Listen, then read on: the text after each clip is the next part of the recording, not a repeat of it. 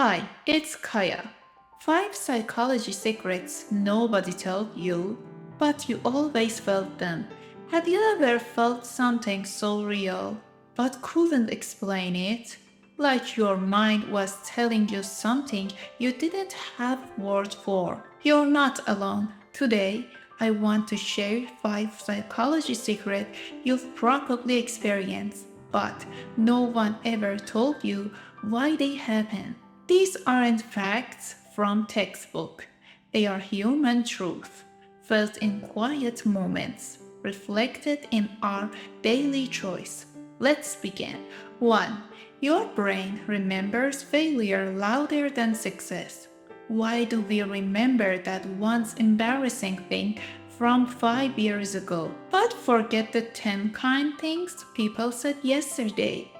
It's because your brain is wired for survival, not happiness. From the earliest days of human life, the mind needed to learn from danger. A wrong step could mean death. So it made fail louder, mistakes heavier. Your brain treats about social moment like it once treat a predator. The funny part, the brain doesn't always care if the danger is real or imagined. So even if your heart races from a bad memory, there may be no actual threat, just an echo from your nervous system. That's why shame feels like drowning, why regret can haunt a good day, and why one harsh comment can't undo 100 compliments. But knowing this gives you power. You can remind yourself this isn't danger, it's memory, I'm safe. And that little sentence can change everything. 2. Your mind creates fake ending just to feel in control. Ever heard someone say everything happens for a reason? It's comforting, isn't it? But here's the twist. That's not always true. The brain needs stories. It craves a pattern, meaning when something painful or chaotic happens, your brain starts stitching pieces together. Maybe this happened because I needed to learn something. Maybe it's part of a bigger plan. The truth? Something bad thing happened, randomly, unfairly, but randomness terrifies the brain. So it builds a narrative, not because it's factual, but because it feels safer. This is called narrative bias. It's why humans turn real life into stories, not for truth, but for closure. Because closure is calming. Even if it's imagined, it doesn't mean stories are lies. But it reminds us not every pain has a purpose. And that's okay. Healing doesn't always need a reason. The more option you have, the harder it is to choose. You think freedom means more choices, right? But too many choices create something called decision fatigue. It's why grocery shopping can feel exhausting. Why you scroll through 300 songs and feel empty. The brain only has so much decision power each day, and once it's used up, you freeze or choose nothing. They wear the same clothes, eat similar meals. They don't waste mental energy choosing every detail. The mind craves clarity, not clutter, and peace often hides behind fewer options, not more. So if you are stuck today, try this. Remove a few choices. Say no 3 things. Let your brain rest. Less is not failure. Less is often freedom. 4. Your emotions sometimes arrived before your thoughts. Ever walked into a room and suddenly felt off? Or met someone new and instantly felt heavy or anxious? Even if nothing obvious was wrong, your senses pick up more than you know. Your brain is scanning for patterns, colors, smells, and sounds, and sometimes it finds a trigger before your mind understands it. This is called emotional memory. It's when a feeling from the past is attached to a smell, a texture, a voice tone, and it rises inside you before logic catches up. It's why the smell of hospital hand soap might make you uneasy, why a certain song makes you sad, even if you don't remember why. Your body knows before your story begins. And the best thing you can do, notice it, welcome the feeling. Let it move through you like weather. It's not forever. It's just memory saying hello.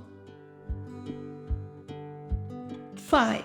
The mind gets bored with happiness if it doesn't feel earned.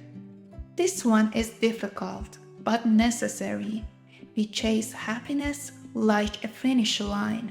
We imagine once I get a job, the love, the dream, I'll be happy forever. But when we finally arrive, the brain adapts quickly. It normalizes joy, unless it had to fight for it. Psychologists call this the hedonic treadmill. We run towards a goal, we reach it, and suddenly it doesn't feel as magical because the brain loves progress more than achievements. That's why struggle adds flavor to joy. It's why people say the journey mattered more than destination, and they are right. So if you're wondering why you're not happier, ask yourself, did I earn this? Did I grow? And if not, maybe it's time to choose something a little scarier, because the brain wakes up in challenge, not comfort. I was 17 when I stopped talking for 3 days. I wasn't because something terrible had happened. I wasn't grieving. I wasn't heartbroken. I was simply exhausted, emotionally, mentally, spiritually. I felt like my brain had been running a marathon for months without rest. There were too many thoughts, and none of them made sense anymore. I remember sitting on the rooftop at 2 a.m., watching the city lights flicker like dying star. I had my notebook in my hand, the one I always carried, but I couldn't write a single word. That was the first time I realized silence can be louder than screaming. People around me didn't notice at first. I'd smiled when I needed to, nodded when someone spoke, and laughed when expected, but inside, it felt like I was slipping underwater slowly, and no one was looking. By day 2, my mom asked if I was okay. I said yes, but she looked at me like she didn't believe it. She was right not to. That night, I cried without making a sound.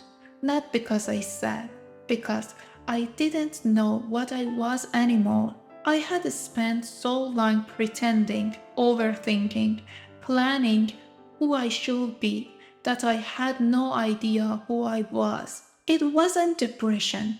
It wasn't anxiety. It was something in between. Like when you know you are not lost, but you also don't know how to get home. On the third day, I heard a song, I wasn't even a special song, just something playing on the radio downstairs. But something in it, maybe the way the singer held a certain note, broke something open in me. I started writing again, not with answer, just with questions. But that was enough. That night I whispered to myself, "You're not broken, you're just rebuilding." And that sentence changed everything. Since then, I've had many moments where I felt like disappearing again. But now I understand something I didn't know back then. Silence is not the enemy. Sometimes it's the only place where truth can speak. If you are still here with me, it means something inside you resonated with what I said. Maybe a small through a forgotten feeling, or just the echo of a mirror finally reflection you back. Just remember this. Your mind is always with you, but it's not always honest with you. Now that we've come this far together, maybe it's time to take a small step, not to change the world, just to look a little deeper into your own. Until the next episode, take care of yourself.